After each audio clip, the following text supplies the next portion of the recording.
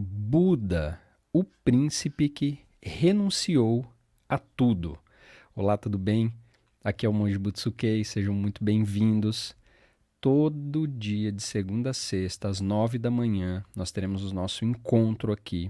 Então, aguardo você aqui, uma aula nova, com 5 temas, que serão 5 programas dentro do nosso canal. Então, já vou abrir aqui e vamos começar. Eu vou compartilhar aqui e vou te mostrando cada parte. Então, esses são temas muito relevantes que vão te ajudar a entender mais do budismo. Então, Buda, o príncipe que renunciou tudo, descubra o porquê. Imagine uma grande e bela árvore firme e majestosa. Ela vive em um vasto jardim, cheio de outras árvores, flores, pássaros e um lago tranquilo. Esta árvore, no entanto, é especial porque sua história é semelhante à de Siddhartha Gautama, o príncipe que se tornou Buda. Vamos entender sua jornada e ensinamentos através dessa metáfora da árvore que perdura por toda essa nossa aula. Então eu tenho aqui várias imagens para nos acompanhar. Então, o nascimento e a vida luxuosa. Siddhartha nasceu em um ambiente de grande riqueza, assim como nossa árvore que nasceu no solo fértil do jardim. Ela tinha tudo: luz solar abundante, a melhor terra e água fresca sempre à disposição. De modo similar, Siddhartha tinha riquezas, conforto e segurança, mas como a árvore, ele sentia que algo faltava. Então, o Siddhartha ele cresceu num contexto, ele nasceu num contexto já de riqueza. O pai dele era o príncipe Suddhodana, a mãe dele era a rainha, então ele nasceu como um príncipe. E uma coisa também que a gente, é porque a história se mistura o mito de Buda com a questão histórica. Um dos meus professores, há uns 5, 6 anos atrás, ele comentou uma coisa que eu não tinha prestado atenção. Quando nós falamos que Buda, né, na verdade ele não era Buda ainda, era Siddhartha, nasceu em um contexto de realeza, na verdade não era castelos e aquelas coisas como nós observamos na era medieval, por exemplo, na Europa. Não era daquele jeito, uma coisa assim, um super castelo, uma coisa gigantesca. Na verdade, eram pequenas tribos. Eram tribos.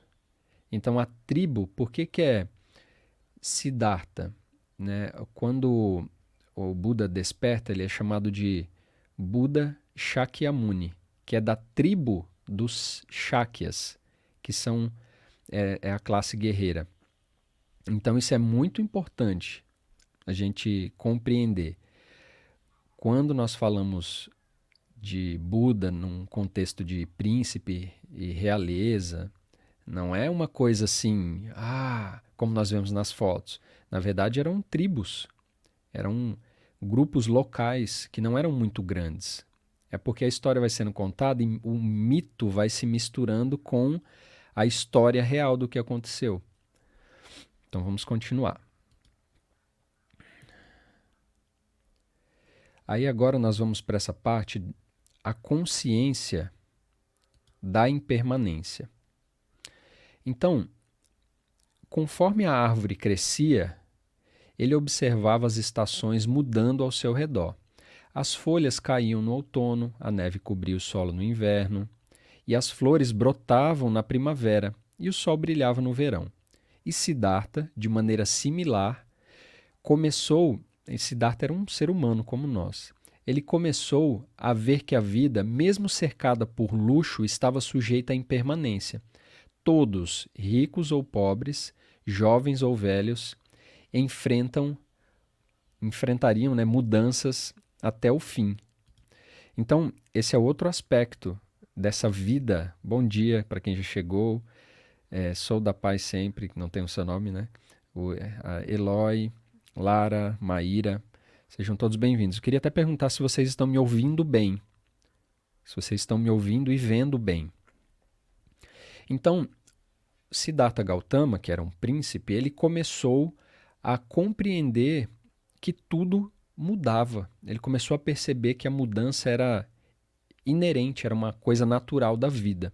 Então, assim como na nossa analogia, a questão da árvore, que a árvore crescia e mudava, nós estamos fazendo um paralelo de uma árvore com a própria vida do Siddhartha, fica muito mais fácil de compreendermos. Então, seguindo aqui, a renúncia. Chegou um momento que que Siddhartha, porque Buda ele se torna depois, Buda é um título. Então, a renúncia. Assim como a árvore que resiste às tempestades e ao vento, Siddhartha resistiu às tentações de sua vida principesca. Ele escolheu deixar o palácio para buscar a verdade. Na verdade, aqui, vou fazer até um parênteses, quando Siddhartha se deparou com várias questões existenciais, ele, na verdade, ele estava buscando um caminho de compreensão de tudo aquilo. Ele não estava buscando o budismo. Na verdade, esse nome budismo nem existe no Oriente. No Oriente, quando vamos falar que aqui no Ocidente nós damos o nome de budismo, no Oriente é chamado de Buda Dharma. A palavra Dharma é em sânscrito. Ela tem vários significados. No contexto budista, Dharma significam os ensinamentos. Então, Buda Dharma, os ensinamentos de Buda.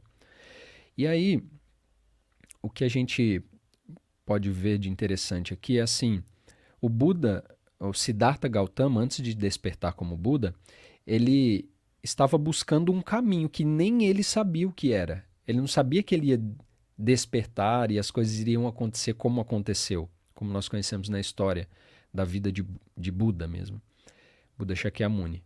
Quando falamos Buda Shakyamuni é o Buda histórico, é o Buda que nós conhecemos, né? Porque as pessoas perguntam, existem outros tipos de Buda, pessoas que despertaram? Sim, o despertar ele tem níveis, né?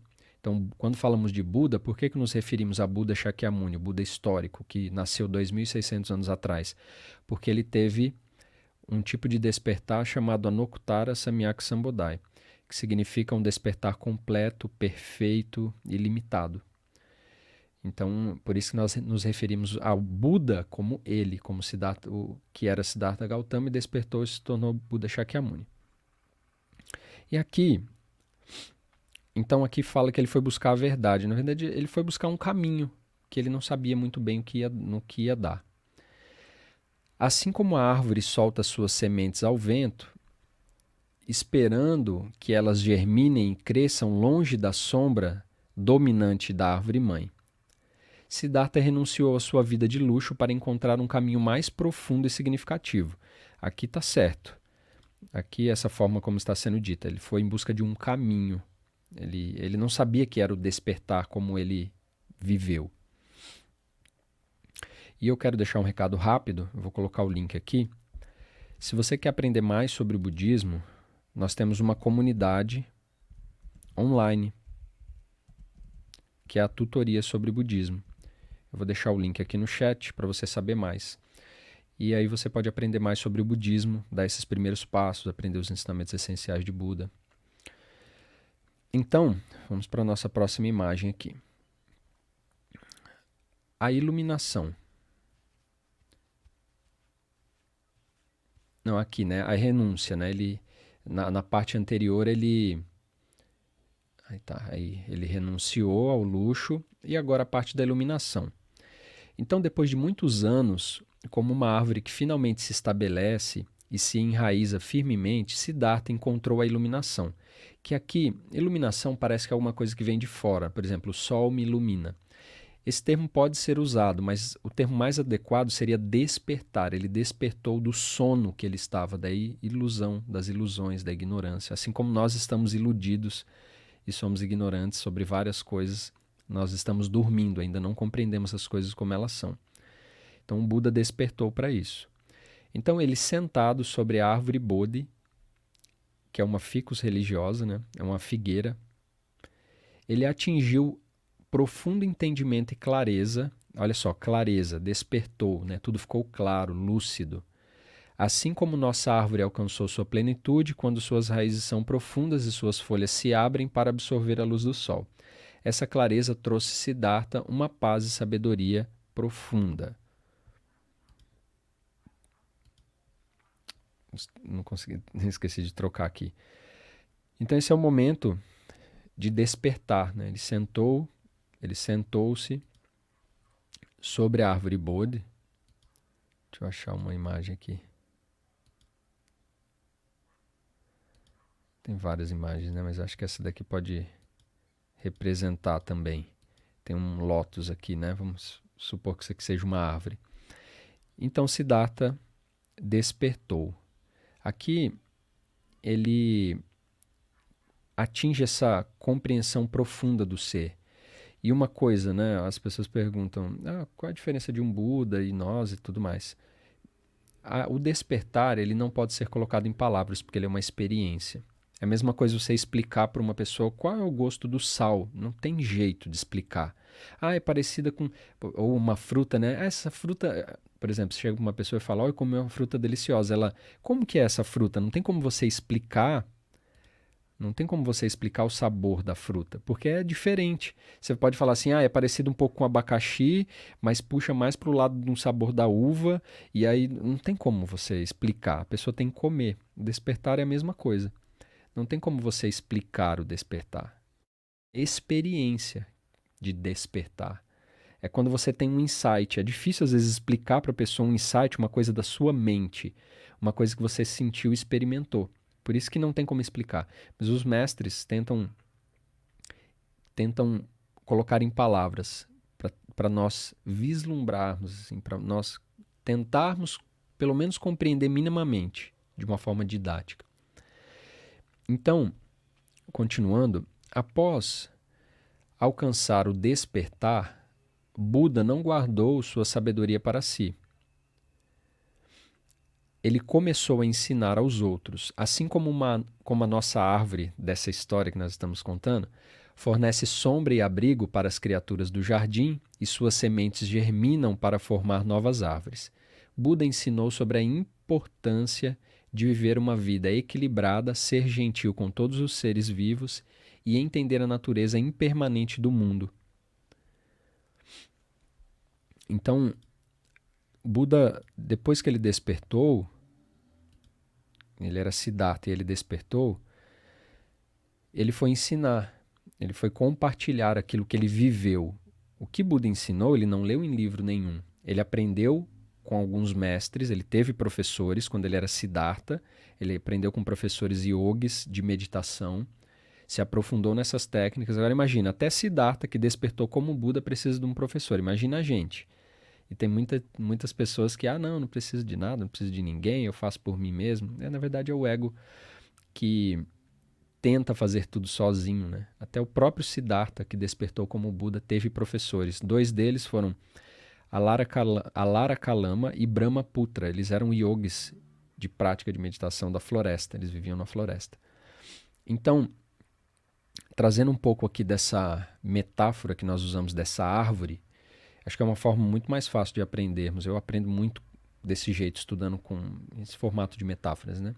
Assim como nossa árvore no jardim, que continua a crescer, florescer e servir ao ecossistema ao seu redor, Buda Shakyamuni dedicou o resto de sua vida a espalhar a sabedoria que havia adquirido. Experimentado, né? Sua vida se tornou um exemplo de como a sabedoria e a compaixão pode se entrelaçar e sustentar a vida de outros. A mensagem de Buda é como a árvore que dá sombra e proteção. Ela nos convida a crescer em direção à luz, do entendimento e da paz interior, enquanto mantemos nossas raízes profundamente fincadas na realidade da vida cotidiana.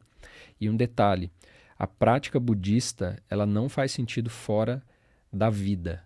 Então, todo o caminho da sua vida é uma prática. Eu vou contar uma história rápida. Uma vez eu participava, morava em Uberlândia e tinha fundado um grupo budista lá, uma comunidade, eu não era monge ainda. E eu tive essa experiência de fundar um grupo. Então, foi uma experiência muito,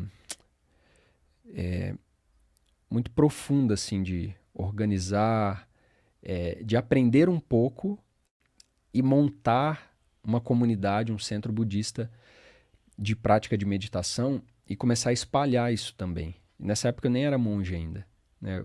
Eu comecei no budismo em 2011 e só em 2020, 9 anos depois, que eu fui ordenado monge no Zen. E eu pratiquei 9 anos no budismo tibetano. Então, o que eu quero dizer com isso é que não faz a vida cotidiana é a nossa prática, isso que eu estou querendo dizer. E aí eu participava desse grupo, fundei esse grupo e nós organizamos a vinda de uma mestra, a Jetsuma Tenzin Palmo. Inclusive eu tenho até um livro aqui, eu vou mostrar para você. Sempre vou recomendar livros, filmes budistas. Olha aqui.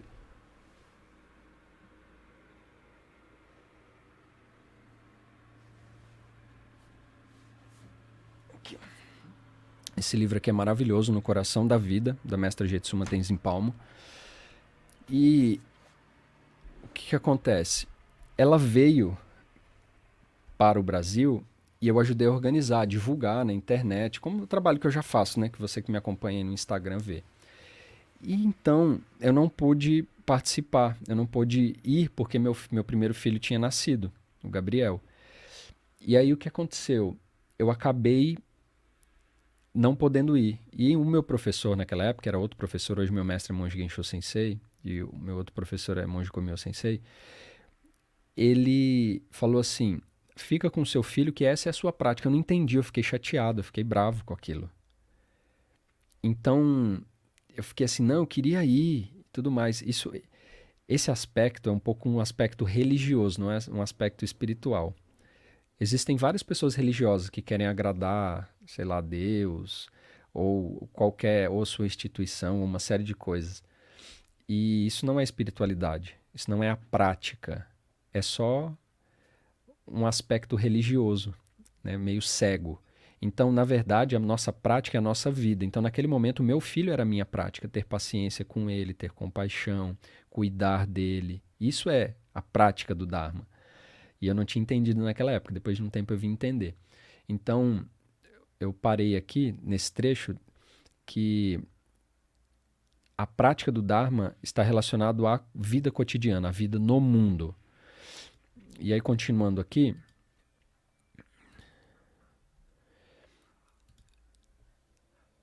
isso nos ensina a aceitar e abraçar as mudanças, vivendo uma vida de gentileza e compaixão para com todos os seres.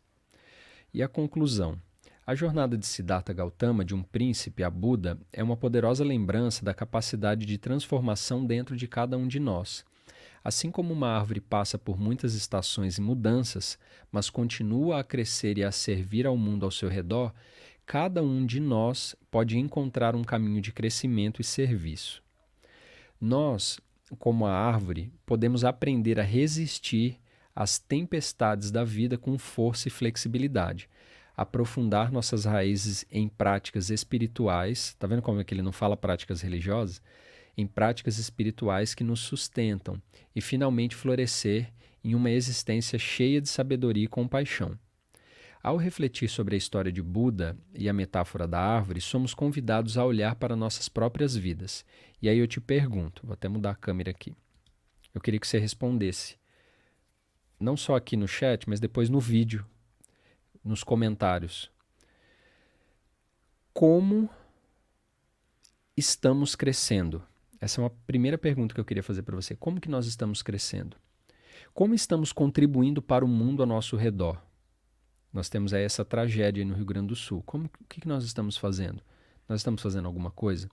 E um ponto muito importante, não importa o que os outros estão fazendo, o que importa é o que nós, porque as pessoas começam, mas o governo tinha que fazer, mas o fulano tinha que ter, o que você está fazendo. O budismo é sobre isso, é sobre tomada de consciência, assim, o que nós estamos fazendo. Esse é o ponto, sabe? Então, outra pergunta. Essas duas perguntas, né? Agora tem mais uma. E como podemos encontrar a verdadeira paz e felicidade no fluxo constante de mudanças da vida? Então, se você estiver vendo esse vídeo aqui depois, deixa um comentário aqui, respondendo essas 3 perguntas. Como estamos crescendo? Como estamos contribuindo para o mundo ao nosso redor e como podemos encontrar a verdadeira paz e felicidade no fluxo constante da mudança da vida. Se você não tem as respostas, pelo menos pensa sobre isso, pelo menos reflita sobre isso. Assim, a história de Buda e a árvore no jardim nos ensinam sobre a beleza da renúncia, a profundidade do despertar e a alegria de compartilhar sabedoria, lembrando-nos de que mesmo no simples ciclo de uma árvore há lições profundas para todos nós. Então, se vocês tiverem dúvidas sobre isso, sobre o tema que nós estamos tratando aqui, que é sobre o príncipe Siddhartha, sobre essa mudança, essa busca dele. Tem uma pessoa que perguntou alguma coisa aqui. E antes, reforçando aí o recado, porque é importante para você que está, principalmente você que está começando, você que quer aprender mais do budismo, eu vou deixar o link aqui novamente da nossa comunidade online, a tutoria sobre budismo, para você que quer dar um passo a mais e aprender sobre o budismo, dar os seus primeiros passos, conhecer os ensinamentos de Buda, os ensinamentos essenciais, quais são as escolas budistas. Então, alguém perguntou assim, ele não foi perseguido depois que largou o palácio, já que era um príncipe? Foi, mas ninguém encontrou ele, ele foi para o meio do mato, foi para o meio da floresta, como é que ia encontrar ele? Ele saiu no meio da noite, então não teve como, né? Aí as pessoas falam, mas ele abandonou, ele tinha uma esposa e um filho, ele abandonou o filho e a esposa, ele abandonou a família dele. Só que ele não era Buda ainda, ele era Siddhartha, um ser humano como eu e você. E aí o que ele fez depois? Depois que ele despertou, ele voltou e ajudou todo mundo. Então tem pessoas militantes, que querem criticar tudo, as pessoas que não cuidam da sua vida e querem criticar todas as coisas na internet. O que acontece? Até o Buda abandonou. Não, ele não era Buda ainda, ele era Siddhartha, ele era um príncipe, ele era um ser humano com angústia existencial. Mas ele saiu, abandonou o filho, esposa, mas depois ele voltou e ajudou todo mundo. Não só a família inteira dele, todo mundo, mas como todas as pessoas. Imagina, a gente está falando 2.600 anos dele, estamos falando 2.600 anos depois dele aqui. Alguém perguntou, você pode falar sobre o Enso? É um círculo, é um símbolo no Zen, né? Não tem nada assim de especial demais para ser explicado. É um símbolo que representa vazio, forma e vazio, né? O budismo é a própria vida diária. Na minha busca, evitei budismo que tirasse-me do mundo e levasse para um templo isolado na montanha. Essa coisa de templo isolado na montanha, Norberto, isso é uma coisa da nossa cabeça. Isso aí é uma coisa que a gente vê em filme e a gente acha que é assim.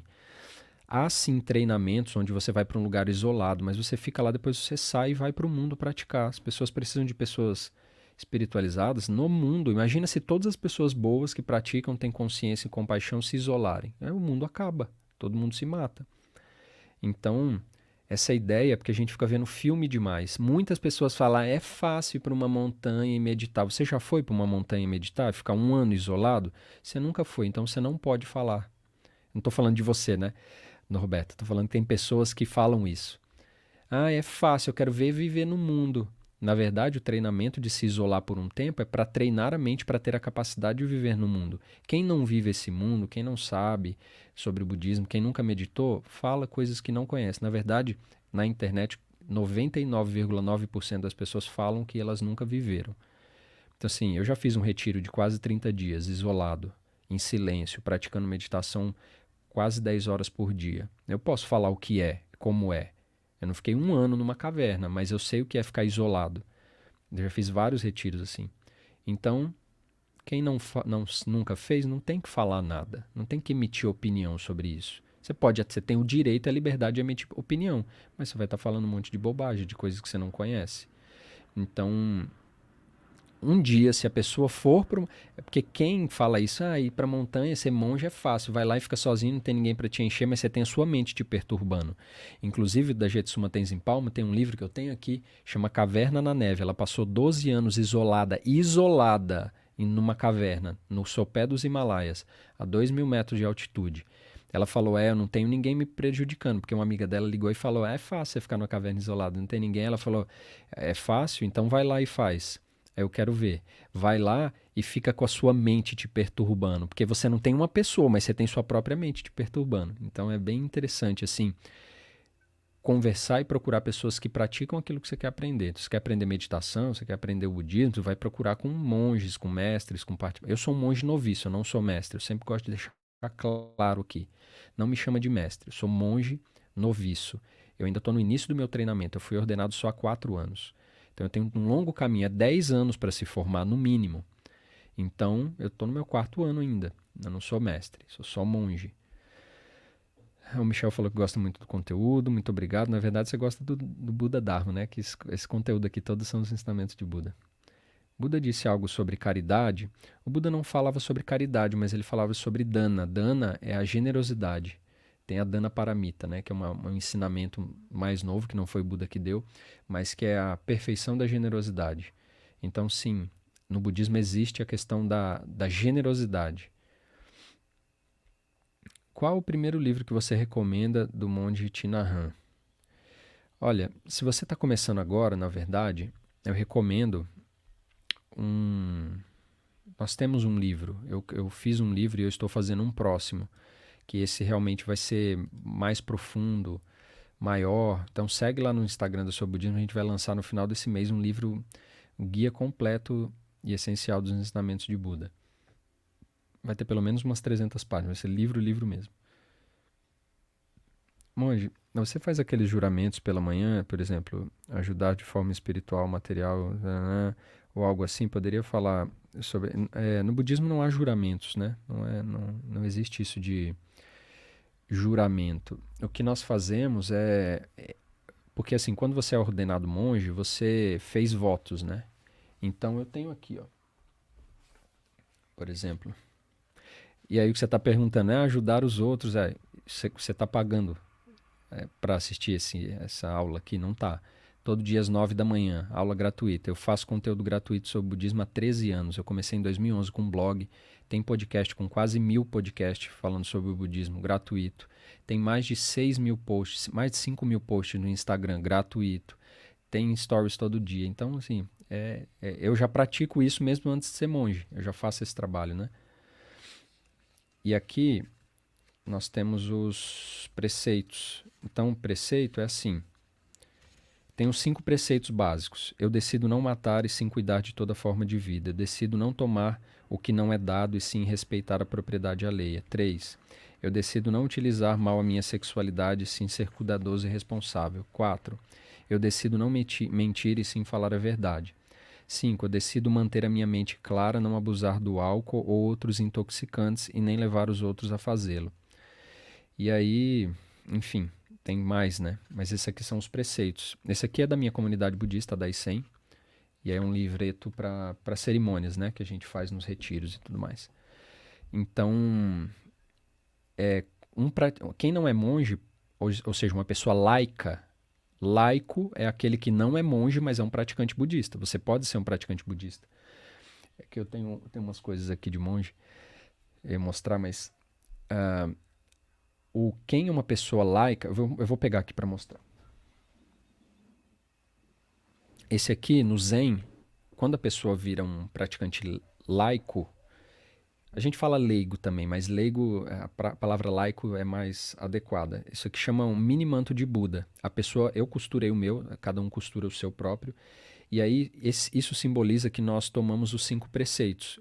Mesmo você sendo um laico, você pode receber os preceitos, que são esses aqui, ó.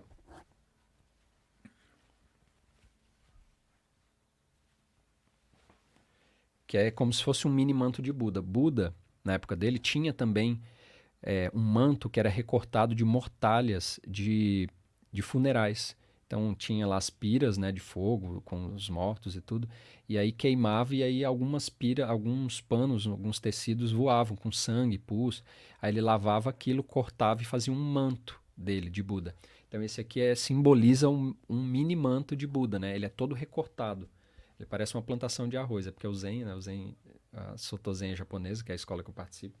E aqui atrás tem esse aqui é o meu registro, né, também, de uma forma. Quando eu for para o Japão em 2026, no mosteiro, que eu vou treinar em mosteiro tradicional, aí tem escrito aqui, tipo um registro de monge, quando você vai para o templo, aí tem aqui, Leonardo Otto foi ordenado monge noviço na ordem Soto Zen Shu, com o nome de Dharma de O que Carrega o Buda, Florianópolis, e quem me ordenou foi meu mestre, Monge Gensho Sensei, meu mestre de ordenação monástica, né? Então,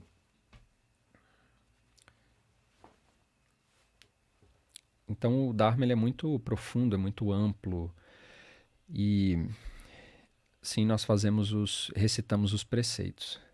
Só que tem que praticar, né? Recitar é fácil, né? Quero ver a gente colocar em prática na hora que precisa mesmo, né? A Eloy, tô gostando muito do conteúdo, a live de ontem saiu até mais leve. Saí até mais leve. O Norberto, olhando pessoas andando de bicicleta, parecia algo fácil, mas ao pegar a bicicleta e tomar tantos tombos é que vemos como é difícil, exatamente. Então é isso, nosso encontro de hoje. Lembrando, de segunda a sexta, às 9 horas, eu vou avisar sempre lá pelo Instagram, mas aqui também eu vou avisar pelo YouTube. Já segue nossa página, deixa um like nesse vídeo, comenta, que isso ajuda mais pessoas a conhecerem esse trabalho. Muito obrigado a todos por ficarem aqui até agora. Gachou.